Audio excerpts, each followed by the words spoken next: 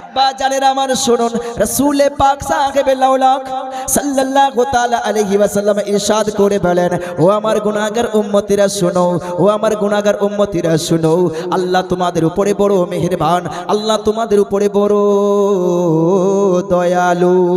জোরে বলুন, আল্লাহ বড় দয়ালু, আল্লাহ বড় মেহেরবান, আল্লাহ বড় গফফার, আল্লাহ বড় সত্তার। আল্লাহ তাবারক ওয়া তাআলা দেখো তোমাদের উপরে কত বড় মেহেরবান। কোন বান্দা যদি কোন নেক কাজ করার যদি ইরাদা করে নাই, কিসের কাজ? নেক কাজ করিবার যদি ইরাদা করে নাই, কোন বান্দা যদি নেক কাজ করিবার যদি ইরাদা করে নাই, সেই যদি নেকির কাজটা করে নেয় কিংবা যদি ইরাদা করলো করতে পারলো না, আল্লাহ তাবারক ওয়া তাআলা রাসূল বলেন তুমি যদি নেকির ইরাদা করে নাও, নেকির ইরাদা করে নাও, আল্লাহ তোমাকে ইরাদা করিবার বরকতে তোমার আমল নামায় নেকি লিখে দিবে। আর তুমি যদি ওই নেকিটা করে ফেলো, আল্লাহ রাব্বুল আলামিন তোমার আমল নামায় একটা নেকি নয়, দুইটা নেকি নয়, আল্লাহ তাবারক ওয়া তাআলা তোমার ওই আমল করিবার কারণে তোমার আমল নামায় আল্লাহ 700 থেকে বেশি নেকি আতা করে দিবে। আল্লাহ তাবারক ওয়া তাআলা আপনি যদি গুনার ইরাদা করেন আব্বা, আর গুনাহ যদি না করেন, আল্লাহ গুনাহ লিখবে না, আল্লাহ গুনাহ লিখবে না। আপনি যতক্ষণ গুনাহটা করবেন না ততক্ষণ পর্যন্ত আল্লাহ গুনাহ লিখবে না। আপনি যদি গুনার ইরাদা করিবার পরে গুনাহটা যদি করে নেন, তাহলে আপনার আমল নামায় একটাই গুনাহ লেখানো হবে। কিন্তু আপনি যদি গুনাহ না করেন, আল্লাহ বলেন আমি তোমার আমল নামায় গুনাহ লিখব না। জোরে বলুন, এত বড় আমরা নেককার উম্মত, এত বড় আমরা প্রিয় উম্মত।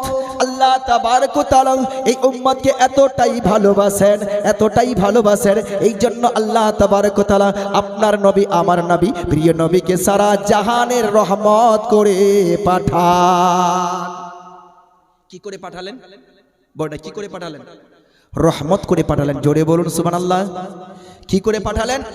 रहमत।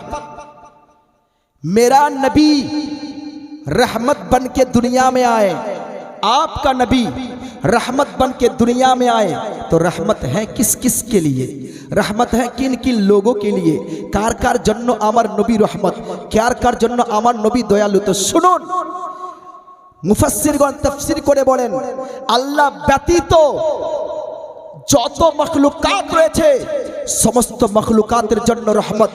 আপনার নবী আমার নবী ফেরেশতাদের জন্য রহমত, আপনার নবী আমার নবী সমস্ত নবীদের জন্য রহমত, আপনার নবী আমার নবী সমস্ত মানুষের জন্য রহমত, আপনার নবী আমার নবী সমস্ত পশু পক্ষীর জন্য রহমত, আপনার নবী আমার নবী সমস্ত মখলুকাতের জন্য রহমত। এক কথায় আল্লাহ ব্যতীত 18,000 মখলুকাতের জন্য আমার নবী রহমত। এতটাই রহমত কে নবী পাক সাল্লাল্লাহু আলাইহি ওয়াসাল্লাম আপনার দুঃখেরও খবর রাখে, নবী পাক সাল্লাল্লাহু আলাইহি ওয়াসাল্লাম আপনার সুখেরও খবর রাখে। আপনি যদি এখানে কষ্টে থাকেন, আমার নবী আপনার কষ্ট দেখতে পায়। আপনি যদি আনন্দে থাকেন, আমার নবী আপনার আনন্দ দেখতে পায়। এই জন্য আমার নবী পৃথিবীর বুকে রহমত হয়ে এসেছেন। জোরে বলুন। একটি বুড়ি ছিল মক্কায়। কোথায়? বুড়ি, একটি বুড়ি মক্কায় আছে। সেই বুড়িটা নবীকে জাদুঘর বলে। কি বলে? জাদুঘর বলে। নবীকে মূর্খ বলে, নবীকে ভণ্ডামি বলে, নবীকে খারাপ খারাপ ভাষায় গালি দেয়। এবার ওই বুড়ি বড় গালি দেয়। একদিন আমার নবী রাস্তা ধরে যাইতে যাইতে ওই বুড়ির ঘরের কাছে গিয়ে পৌঁছে গেলেন। আর আমার নবী সাহাবীদেরকে বললেন, সাহাবীরা একটু দাঁড়াও, এখানে একটু আরাম করব। তো আমার নবী পাক সাল্লাল্লাহু আলাইহি ওয়াসাল্লাম ওই বুড়ির যে রয়েছে দেওয়াল রয়েছে, দেওয়ালের পিছনে টেক লাগালেন। এরকম টেক লাগাইয়া আমার নবী বসে পড়লেন, সাহাবারও বসে পড়ল। আমার নবী সাহাবীদের সামনে গল্প করছেন। ইতিমধ্যে এই গল্প কিন্তু শুনতে পাচ্ছে বুড়ি। এবার জালনা ছিল খোলা, এবার যখন জালনা খোলা আছে, এবার বুড়ি যখন শুনতে পাচ্ছে, বুড়ি তখন কি করলো? জালনা বন্ধ করে দিল। কি করলো? জালনা বন্ধ করে দিল। যখনই আব্বা জালনা বন্ধ করে দিয়েছে, বুড়ি তো জান্না বন্ধ করে দিল যেন নবীর কথা আমার কানে না আসে, নবীর কথা যেন শুনতে না পায়, এই জন্য জানলা বন্ধ করে দিল। ওইদিকে আল্লাহ তাবারক ওয়া তাআলা হযরত জিবরিল আমিন আলাইহিস সালাতু ওয়াস সালামকে বলেন, জিবরিল যা, জিবরিল যা, যার দেওয়ালের সঙ্গে আমার নবী পাকের টেক লাগা হয়ে গেছে, সেই নবী পাকের টেক লাগা ঘরের মালিক কখনো জাহান্নামী হবে না। যার ঘরের সঙ্গে টেক লেগে গেছে, পিঠ মোবারক যার ঘরের সঙ্গে লেগে গেছে, ওই ঘরওয়ালা কখনো জাহান্নামী হবে না। ও জিবরিল যা, তাড়াতাড়ি করে যাও। হযরতে জিবরিল নেমে আসলেন। আসিবার পরে হযরতে জিবরিল আমিন তার অন্তরে এমন একটা করলো, এমন একটা অন্তরের মধ্যে তার হলো, বুড়ি আর থাকতে পারলো না। বুড়ি আর ঘরের মধ্যে থাকতে পারে না। বুড়ি তখন দৌড়াতে দৌড়াতে দৌড়াতে দৌড়াতে নবী পাকের সামনে এসে হাজির। হাজির হইবার পরে নবী পাক সাল্লাল্লাহু তাআলা আলাইহি ওয়াসাল্লাম কে বললেন, ইয়া রাসূলুল্লাহ, ইয়া হাবিবাল্লাহ, আমি আপনাকে বড় খারাপ ভাবতাম, আপনাকে বড় গালি দিতাম, কিন্তু হুজুর আপনার মতো কেউ আর ভালো দুনিয়াতে নাই। এই জন্য হুজুর কলমা পড়াইয়া আমাকে আপনি নিজের দ্বীন, নিজের ইসলামের মধ্যে দাখিল করে নিন। জোরে বলুন, কলমা পড়াইয়া দিন। রাসূলে পাক সাল্লাল্লাহু আলাইহি ওয়াসাল্লাম কলমা পড়াইয়া দিলেন। কথা বলার উদ্দেশ্য হলো বাবা, শুধুমাত্র টেক লাগলো, আমার নবী পাকের পিঠ মোবারক সেই ঘরের সঙ্গে লাগলো, তার জন্য আল্লাহ তাবারক ওয়া তাআলা ঘরের মালিককে কি করলেন বলুন? জান্নাতি বানিয়ে দিলেন, কলমা পড়াইয়া দিলেন। তাহলে বলুন আব্বা, যে নবী পাক নিজের মায়ের 10 মাস 10 দিন ধরে পেটের মধ্যে ছিলেন, সেই নবী পাকের মা জান্নাতি না জাহান্নামী? সেই নবী পাকের মা হলো জান্নাতি, সেই নবী পাকের মা কখনো জাহান্নামী হতে পারে না। কিন্তু কিছু কিছু মানুষের আকীদা হলো সেই নবীর মাও হলো জাহান্নামী। নাউজুবিল্লাহ পড়েন। সেই নবীর মাও হলো জাহান্নামী, কারণ সে তো মুসলমান হননি। কারণ নবী পাক সাল্লাল্লাহু আলাইহি ওয়াসাল্লাম জন্মের পর যখন আমার নবী মায়ের পেটে ছিলেন, তখনই আব্বা তো ইন্তেকাল করে গিয়েছিলেন। তার আম্মি জান যখন আমার নবীর বয়স হলো 6 বছর, সেই সময় তো তার আম্মি যেন ইন্তেকাল করে গিয়েছিলেন। তারা তো কলমা শরীফ পড়েনি, এই জন্য তারা মুসলমান নয়, তারা জান্নাতি নয়, তারা জাহান্নামী। ওরা বলে বাবা, কিন্তু আমরা বলি না না না, কখনো না। আমার নবী পাকের আম্মি জান হলেন জান্নাতি। কেমন করে আব্বা গো শুনুন, একটা কথা বলে দিই। যখন আমার নবী পাক সাল্লাল্লাহু তাআলা আলাইহি ওয়াসাল্লাম মা আমিনার গর্ভের মধ্যে ছিলেন, হযরতে মা আমিনা বলেন, ওগো দুনিয়াবাসীর লোকেরা শুনো শুনো শুনো, যখন আব্দুল্লাহর লাখতে জিগর আমার নয়নের তারা মোহাম্মদ যখন পেটের মধ্যে আসে, আসিবার পরে আমি তো জানতাম না, আমি জানতাম না, কিন্তু কখন আমি জানলাম যে আমার পেটের মধ্যে বাচ্চা রয়েছে, কখন আমি জানলাম যে আমার পেটে বাচ্চা আছে। শুনো বিশ্ববাসীর লোকেরা শুনো, আমি যখন বাইরে যাইতাম, বাইরে যাওয়ার সময় আমি দেখতাম গাছগুলো আমাকে সাজদা করাই করে বলে, আসসালাতু ওয়াসসালামু আলাইকে ইয়া উম্মা রাসূলিল্লাহ। গাছ আমাকে সালাম করতো। এবার বলুন আব্বা, যদি কাফেরা থাকতো তাহলে গাছ কখনো সালাম করতো? গাছ কখনো সালাম করতো না। এটাই নয় বাবা, হাদিসে পাকের মধ্যে বর্ণিত পশু পক্ষীরা যখন আসতো হযরতে মা আমিনার সামনে, তারা তখন সাজদা করতো।